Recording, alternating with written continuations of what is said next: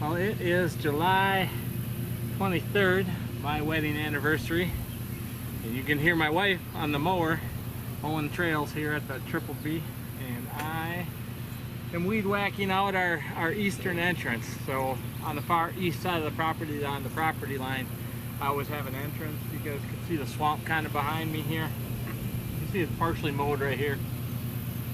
It goes to a pallet bridge that I have that crosses a real wet area, which heads over to the cornfield. In the fall, we'll park right here on the east side of the property with a west wind, and we can enter into the property without getting busted. Food plots are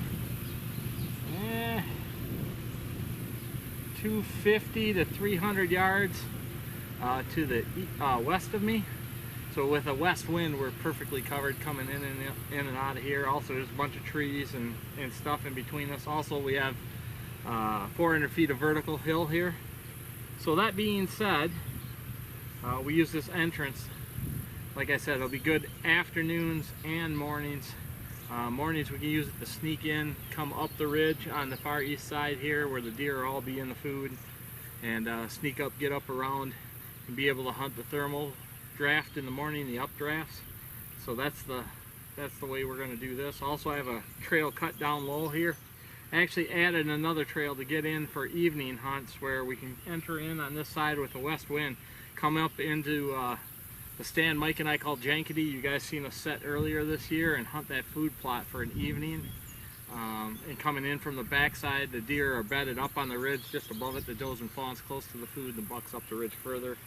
That way we can get out, also just drop down out of that stand, which is in a bunch of buckthorn, and head back out this direction with a west wind, and you'll never interfere with the deer in the food plot. So there goes a deer right there.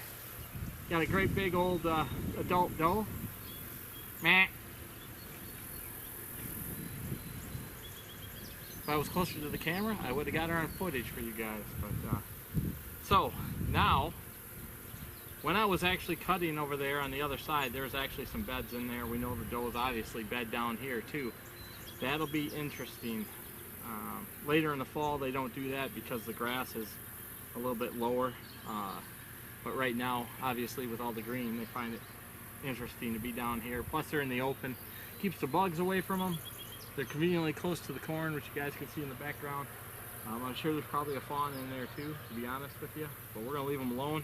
I'm going to get this out, use my steel weed whacker, and I got a solid blade on. I'll show you guys. And we're going to mow this out all the way to the other edge, come on back, make sure it's good for this year. And we're going to head up the ridge and stay right on this property line for our entrance here. So, yeah, buddy.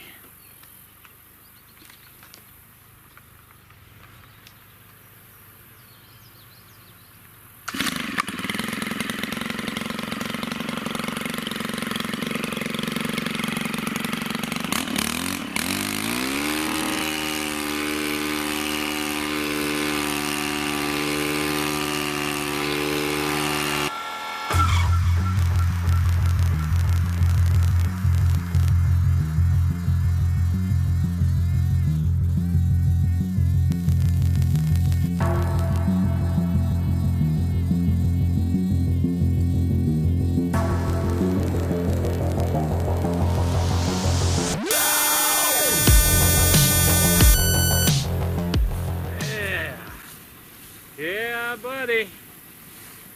Another one of those must be nice projects.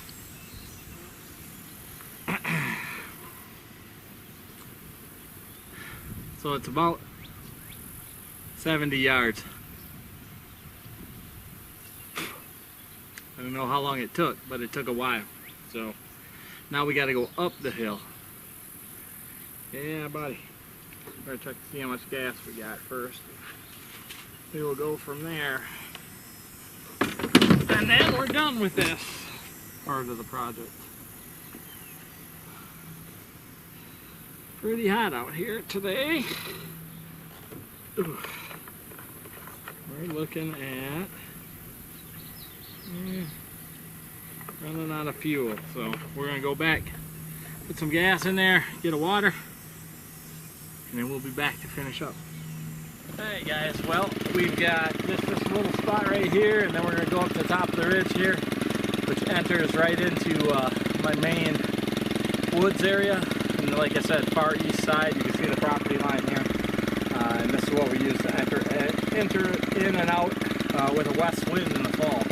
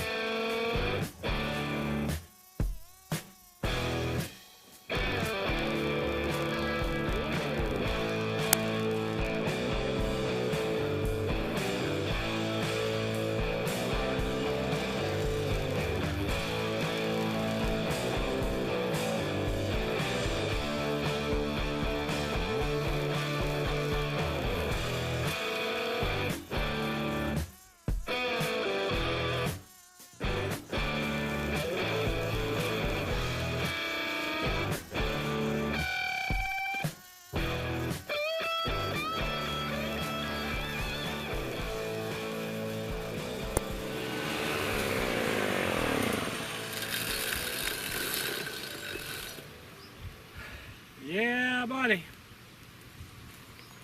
Well, that trail is completely done. That's our east entrance. Top or bottom to top, top to bottom, however you want to look at it. With a west wind, this is how we enter the property. That way we don't get winded. Also, we keep it down low so we don't get winded too. Keep the grass mowed. That way you'll have less scent on the grass. So we are lucky enough this year that I actually get to hunt the property to my east here also. Fortunate enough that my neighbor's gonna lease it out to me. So that'll be nice. We're gonna check that out here in the next week or two. And we'll show you guys what we got going on there. But it should be an exciting year. Stick around. What is going on, guys? You guys can see I took the weed whacker. Actually, take the mower earlier in the year and run it right out. There's a creek line over here. There's actually two little spots. One, there's a spring that comes up out of the ground that runs through here. It's like a creek that's probably about that wide. I call it a creek. The water constantly is running through it. And then our main creek on the other side of it. You can see how thick this is. See the trees on the other side. You can see the downed willow over here. On the other side of that downed willow, one of those other willow trees, I have a ladder stand. The reason that stand is there is we are on level 1. Level 2 is directly up above us, one of our main food plots. The jankety stand is straight up above us. I can see it right now behind the camera. And these deer like to cruise this bottom during the rut. Also, in the evenings, they like to transition through off this food plot down here into the corn plot, which is a destination plot. I call it a plot, but it's cornfield that my neighbor plants. Destination food. That being said, it's a good place to pick off does. Now, last year I had right here in this box elder, I actually had a camera in there. Then I moved it to the box elder behind here. Now I've moved the camera up to a cherry, probably about 35-40 yards up the trail here. Reason for that is this particular spot we're getting deer transitioning in and out of here, which I like. So that's why that stand is over there. That's why this is mowed, to help emphasize this transition. Instead of getting them going through this thick stuff, this is easier for them to get through, but still thick, so they feel safe when I mowed that out. And we'll get transition to cross the creek right there on the corner, and I'll have an easy shot for taking out does early and bucks during the pre-rut. Pre-rut, we get a lot of bucks cruising this bottom. It'll be a great evening spot to get in for a pre-rut hunt. You're not going to hunt this in the morning because you're right on the edge of food. There's no way to get to that stand, I think, without educating any of the deer that may be in that food plot over there. Also, we know that deer have been in here because there's deer bones on the ground. So, that being said, I think it'll be a good spot, productive spot, just by mowing a trail through some of the thick stuff that you know the deer use, or you have seen them use, or if they've already have a trail, to make it easier for them. Will help emphasize that location for the deer, make it easier for you to find and locate a stand position and hunt on the correct wind. Just a little tip. Alright guys, you can see I've got another trail that I actually weed whacked in here today. This is actually, you can see the box elder behind me. This is actually right on the bottom edge of that hillside. It's not too far from the crossover trail that we were just talking at. The camera I said was 30 yards away from where we just were is right here. It's probably filming us right now, do some video stuff. But I cut this trail in here to stay down low off this edge. And the reason for that is the food plot is right here, straight behind the camera. It's about 35 yards up. Okay, Jankety stand is right here in the box elders, just behind the buckthorn. So we're going to make a trail to climb right up into Jankety and enter in and out here on an evening stand with or evening hunt with a west wind. Because then you're coming in from the downrun direction, you can directly get off that stand, come right down this hill. The deer will never see you, even if they're in that food plot, because that buckthorn is 8, 9 feet high, 10 feet high. They'll never see you get down out of that stand, sneak down through here, and head out to the east side of the property and then out to the where we park. So with a west wind, that's how you're going to hunt Jankety. With an east wind, you can come in Jankety from the other direction. You can either come down low and then enter up into the second level from below, or you can go up the second level, come across the switchgrass edge that we have to cover your entrance all the way over to the stand location that you can enter in from the front side. That's the setup here. All of this and all this cutting, and then 2 hours, 3 hours worth of cutting with the weed whacker is just so we can enter one stand. So it takes a lot of work sometimes, but it's well worth it. Hopefully one of us will be able to capitalize on the entrance and exit with the right wind. Stick around, we'll see how it goes. I am on the Triple B. Gonna use the weed whacker and open up our eastern entrances. So the far east property line, we enter in on a west wind. Cut a couple other trails earlier in the swamp bottom, basically just for deer crossing. We'll show those to you guys here shortly.